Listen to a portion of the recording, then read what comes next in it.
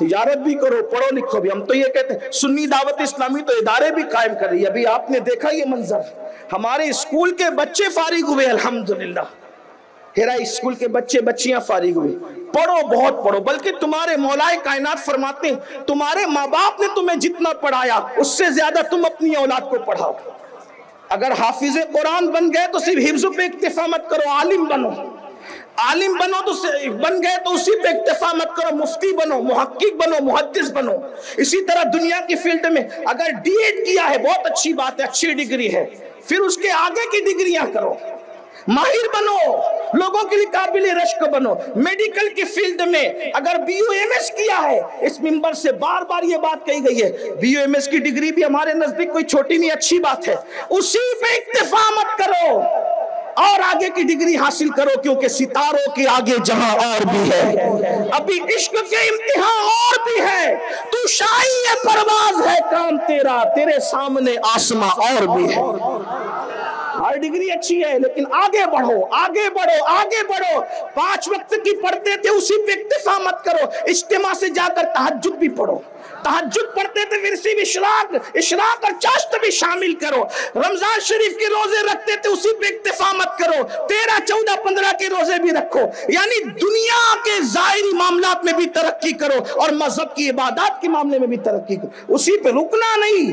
پہلا زینہ منزل نہیں ہوتا، آگے بڑھتے جاؤ. جتنا آگے بڑھو گے اتنی ترقی ہوگی. بعض لوگوں کو یہ لگتا ہے کہ ہم اپنی قوم کو کہتے ہیں کہ یہ اچھا نہیں، وہ سب اچھا، لیکن حضور کے غلامی کے ساتھ اچھا، اللہ کے ذکر کے ساتھ اچھا، اللہ کی یاد کے ساتھ اچھا. تو جلدی جلدی چلتے ہیں، وقت ختم ہونے پر آتا ہے. عرض کر رہا تھا کیا جواب آیا، اے عیسیٰ ہم دنیا کی محبت میں مبتلا تھے.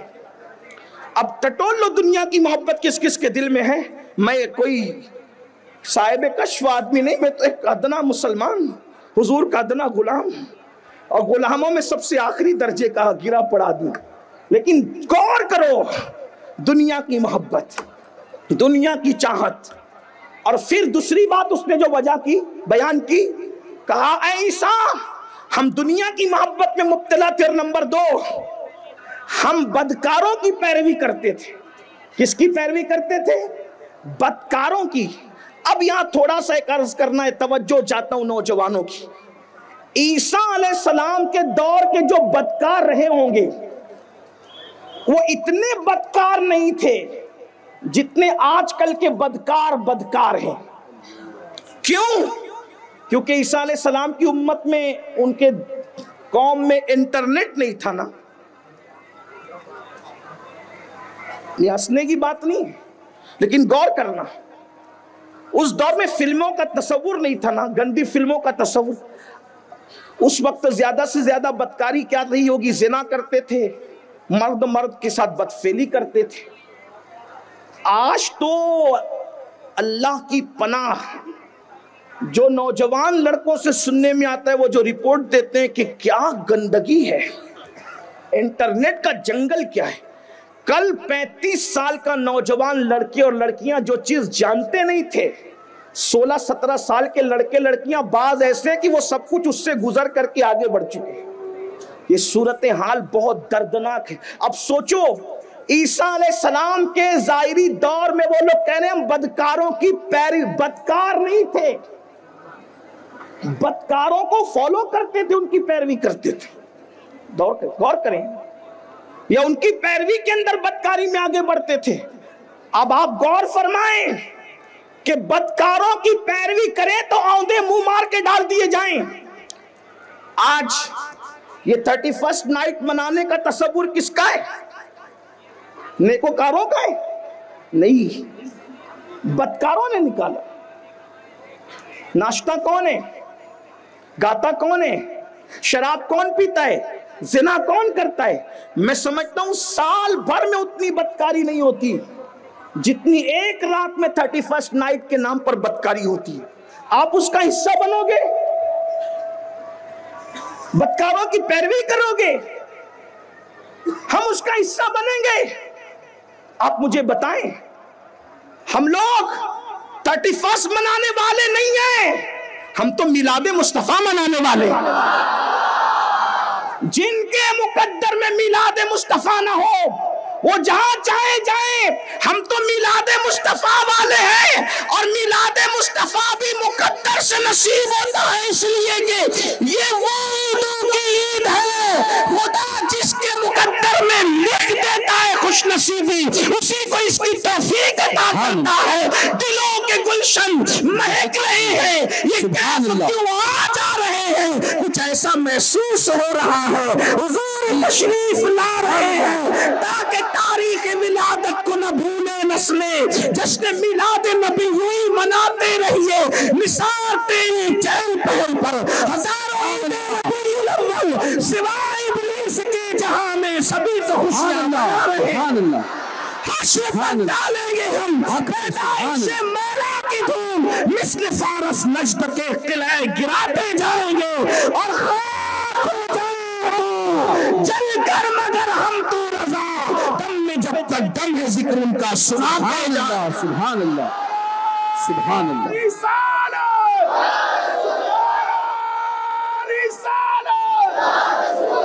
انہوں نے کہا بدکاروں کی پیروی کرتے تھے، بدکاروں کی پیروی نہ کرو۔ ہمارے یہاں کوئی کانسیپٹ نہیں ہے 31 کا، 31 دسمبر کا کوئی، اور پھر شراب کے حوالے سے، زنا کے حوالے سے، نشے کے حوالے سے بدکاروں کی پیروی نہ کرو۔ ان پہ جو عذاب آیا اس قوم پر، دو چیزیں، دنیا کی محبت اور بدکاروں کی پیروی۔ تو حضرت عیسیٰ علیہ السلام نے پوچھا یہ جو دوسرے لوگ ہیں پڑے ہوئے وہ کیوں نہیں بولتے، تو ہی بول رہا ہے؟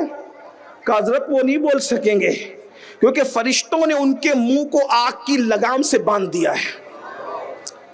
یہ دنیا ہے، دولت کے نشے میں چاہے جتنی رنگریلیاں کر لو، یہ دنیا ہے، مال کے نشے میں چاہے جتنی ادمات کر لو، یہ دنیا ہے، جوانی کے نشے میں چاہے جتنی عیاشی اور آوارگی کر لو، مگر یاد رکھنا میرا اللہ فرماتا ہے ان بطش ربک لشدید، تیرے رب کی پکڑ بڑی سخت ہے، اس لیے بدکاروں کی پیروی نہ کرو، نیکوکاروں کی پیروی کرو۔ اور اس امت کا جو سب سے بڑا نیکوکار ہے اسے دنیا صدیق اکبر کہتی ہے۔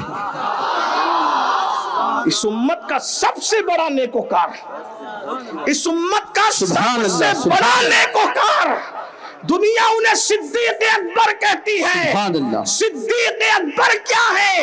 جب تک رسول اللہ زمین پر تھے صدیق برابر ساتھ ساتھ لگے رہے، بے سائے جسم کے ساتھ سائے کی طرح ابو بکر لگے رہے، اور آج بھی اگر مزار رسول دیکھنے کی سعادت ملے تو یوں لگتا ہے بے سایہ جسم کے ساتھ ابو بکر سائے کی طرح لگے تھے، اور مزار میں بھی ایسے سورے یوں لگتا ہے کہ مزار میں بھی مزار صدیق سائے کی طرح۔ سبحان اللہ، سبحان اللہ، سبحان اللہ، سبحان اللہ، سبحان اللہ، سبحان اللہ۔ میرے امام کہتے ہیں سعدین کا قران ہے، سبحان اللہ، سبحان اللہ، سعدین کا قران ہے پہلو ماں میں، جرمٹ کیے تارے تجلی قمر کی ہے، محبوب ربی اکبر اس سبز قبہ میں، پہلو میں جلوگاہ آقو کو عمر سبحان اللہ۔ نعرہ تکبیر، نعرہ رسالت، مصطفیٰ کا ہم سفر، مصطفیٰ کا ہم سفر، گلی گلی نکل گئے، گلی گلی نکل گئے، نعرہ حیدری۔ لوگ سوچتے ہوں گے کہ میں نے یہ کیسے کہہ دیا سبحان اللہ کہ اس امت کا سب سے بڑے نیکوکار ابو بکر صدیق ہے۔ میں نے کہا حضور فرماتے ہیں، آقا ارشاد فرماتے پوری امت کا ایمان ایک پلڑے میں رکھا جائے۔ اور ایک بات یہی بتا دوں، حضور کے اس فرمان کو روایت کرنے والے مولا علی ہیں۔ یہ جو بیچ کے چھڑبئیے ہیں یہ اپنی بات کریں، سبحان اللہ، سچوں کی بات یہی ہے جو کی جا رہی ہے۔ سبحان اللہ۔ مولا کائنات روایت کر رہے ہیں، کیا پوری امت کا ایمان آقا فرما رہے ایک پلڑے میں رکھا جائے، اور ابو بکر صدیق کا ایمان ایک پلڑے میں رکھا جائے تو سب کے ایمان پر ابو بکر صدیق کا ایمان بھاری ہوگا۔ سبحان سبحان اللہ سبحان اللہ. ایسے نیکوکار کی پیروی کرو جو کہتا ہے کہ آنکھیں میری ہو دیدار یار کا. ایسے نیکوکار کی پیروی کرو. آقا فرماتے ہیں کہ جس نے احسان کیا سب کے احسان کا بدلہ چکا دیا گیا سوائے ابو بکر کے. اللہ میری طرف سے قیامت میں ابو بکر کو احسان کا بدلہ عطا فرمائے. اور فرمایا میری امت پر واجب ہے کہ ابو بکر کے احسان کا شکریہ ادا کرتی رہے. اس لیے آپ کو یہ بھی خیال ہونا چاہیے یہ مہینہ جمادی الاخر کا مہینہ، اس کی 22 تاریخ سیدنا صدیق اکبر کے وصال کی تاریخ ہے. ہمیں یہ بھی صدمہ ہے، افسوس ہے کہ 11ویں منانے والی قوم 22 جمادی الاخر کو آخر صدیق اکبر کی فاتحہ کیوں نہیں کرتی. آپ کے 11ویں منانے پہ ہمیں خوشی، ہم خود بھی مناتے ہیں، ہمارے باپ دادا مناتے ہیں اور ہر مہینے کی مناتے ہیں. لیکن آپ سے کہتے ہیں بے شک غوث پاک کی 11ویں کرو، منع نہیں ہے، لیکن سرکار غوث پاک کی عظمت اپنی جگہ، غریب نواز کی عظمت اپنی جگہ، کرتے رہو مخدوم سمنا کی عظمت اپنی جگہ کرتے رہو. لیکن جس نے رسول اللہ کی آواز پر سب سے پہلے لبیک کہا تھا بڑی عمر والوں میں، اس کی 22 تاریخ کو سنیوں کی مسجد خالی رہے، ایسا نہیں ہونا چاہیے. جس کے لیے حضور فرمائیں کیا کہ میری امت پر واجب ہے کہ ابو بکر کے احسان کا شکریہ ادا کرے. ہم نے کیا کیا ان لوگوں کے ساتھ؟ صدیق اکبر کا دن آیا سناٹا، فاروق اعظم کا دن آیا سناٹا، عثمان غنی کا دن آیا سناٹا، مولا علی کا دن آیا سناٹا. کیا ہو رہا ہے؟ امام حسن کا دن آیا سناٹا. ہم سناٹے والی قوم نہیں، سب ولیوں کی کرتے ہو کرو، ہمیں وہ نہیں. لیکن افسوس اس بات پر ہے کہ صحابہ پہلے حقدار ہیں، اہل البیت پہلے حقدار ہیں جنہوں نے اپنی جان کی بازیاں لگائی. تو نیکوکار کی پیروی کرو. تو میں عرض کیا کر رہا تھا آپ سے کہ 2 چیزیں کہی، دنیا کی محبت اور بدکاروں کی پیروی. پھر بس بات ختم کرنے لگا، ٹائم ہو گیا، بات ختم کرنے لگا. نیکوکار کی پیروی کرو، فاروق اعظم کی پیروی کرو، عثمان غنی کی پیروی کرو، مولا علی کی پیروی کرو، جناب سعد کی کرو، سعید کی کرو، طلحہ کی کرو، زبیر کی کرو، ابو ہریرہ کی کرو، خالد بن ولید کی کرو، اور معاذ بن جبل کی کرو، حضرت ابو عبیدہ ابن الجراح کی کرو. ان بزرگوں کی پیروی کرو. ان کی پیروی کرو گے خدا تک پہنچو گے. بدکاروں کی پیروی نہ کرو. یہ جو پھٹی پینٹ پہن رہے ہو یہ بدکاروں کی پیروی میں پہن رہے ہو. کانوں میں بالیاں پہنو یہ بدکاروں کی پیروی میں پہن رہے ہو. ناچ رہے ہو گھروں کے جگہ میں، بہنوں کو بیٹیوں کو نچا رہے ہو، یہ بدکاروں کی پیروی کر رہے ہو. یاد رکھنا محمد الرسول اللہ کے امتی ہو، اس طرح اجتماعی عذاب نہیں آئے گا مگر انفرادی عذاب میں گرفتار ہو جاؤ گے. خدا آندے منہ ڈال دے گا، مالو من دافع، اور جب وہ آندے منہ ڈالے گا وہ عذاب دے گا، کوئی بچانے والا نہیں رہے گا. اس لیے اللہ کے غضب سے بچو. جاتے جاتے آخری بات، بس سرکار عیسیٰ علیہ السلام نے کہا تو بول رہا ہے، یہ کیوں نہیں بولتے؟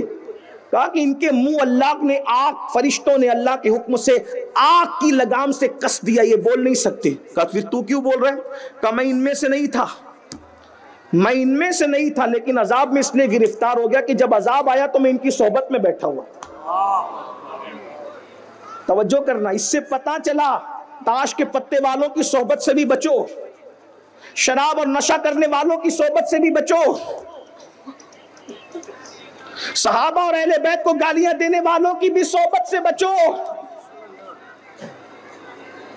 رسول اللہ کی توہین کرنے والوں کی صحبت سے بھی بچو. بلکہ میرا عنوان وہ نہیں ہے، لیکن بات آگئی تو ایک بات عرض کروں. شفا شریف میں قاضی ایاز لکھتے ہیں ایک مر رہا تھا مرنے والا، اس کی زبان پہ کلمہ نہیں آ رہا تھا. لوگوں نے کہا تیری زبان پہ کلمہ کیوں نہیں آ رہا ہے؟ تو کہا میں صدیق اکبر اور فاروق اعظم کے گستاخوں کے ساتھ بیٹھتا تھا اور وہ گستاخی میں مجھے اکساتے تھے. اس نے گستاخی نہیں کی، صرف صحبت میں بیٹھتا تھا. سوچو جو صدیق و فاروق کے گستاخ کے ساتھ بیٹھے، مرتے وقت اس کی زبان پہ کلمہ نہیں آتا، جو رسول اللہ کے گستاخ کو سمدی بنائے. خاندیش والوں بہت ناز ہے اپنی سنیت پر، تو ذرا اس پہ بھی غور کرو. جو صحابہ کے گستاخ، شیخین کے گستاخ کی صحبت میں بیٹھے، جب مرتے وقت اس کی زبان پہ کلمہ نہیں آ رہا ہے، تو جو رسول اللہ کا گستاخ ہو، جو اس کو بیٹی دے اس سے بیٹی لے، مرتے وقت اس کی زبان پہ کلمہ کیسے آئے گا؟ آپ کیا سمجھتے کہ یہ مولویوں کا ہے معاملہ؟ روٹی مولوی صرف جنت میں جائے گا، تو نے نہیں جانا؟ رسول اللہ کی عظمت کی بات آئے تو مولویوں کے سر پہ سب جاتا ہے، اور جنت میں جانے کی بات آئے یہ مولویوں کی روٹی بوٹی کا جھگڑا نہیں ہے، یہ عظمت رسالت کا معاملہ ہے۔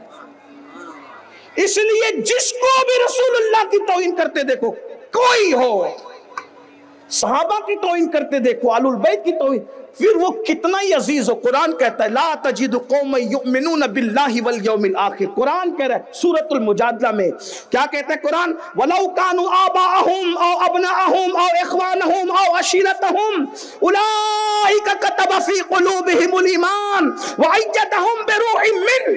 اللہ پاک کیا فرما رہا ہے؟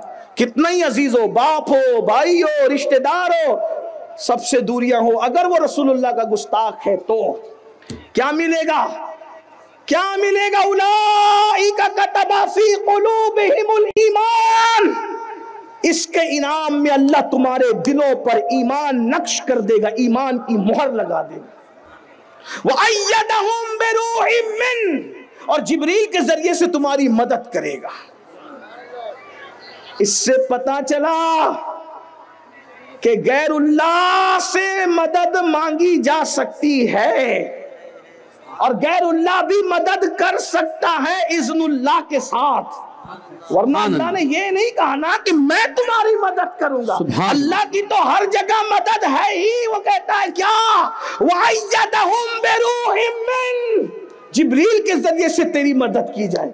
تو جب جبریل مدد کر سکتے ہیں تو جانے جبریل کو مدد، سبحان اللہ، سبحان اللہ۔ اور امداد کے لیے جب سدرا سے زمین پر مدد ہو سکتی ہے تو مدینے سے مدد کیوں نہیں ہو سکتی؟ سدرا دور ہے یا مدینہ دور ہے؟ اور سدرا والے کی طاقت اور مدینے والے کی طاقت کتنی ہے؟ ارے جب سدرا والا اور مدینے والا دونوں ساتھ ساتھ چلتے ہیں تو سدرا والے مدینے والا سدرا والے، سبحان اللہ، نعرہ تکبیر، امین کے بازو کہا دامن کرا پہلو، نگاہ چھوٹی امید ٹوٹی، نگاہ حسرت کے ولولے، نعرہ تکبیر، نعرہ رسالت، عظمت مصطفیٰ، سبحان اللہ، طاقت مدینے والے، سبحان اللہ۔ اور پھر مقام تو دیکھو، سدرا والے کا سر مدینے والے کے تلووں میں، کیا بات ہے، سبحان اللہ۔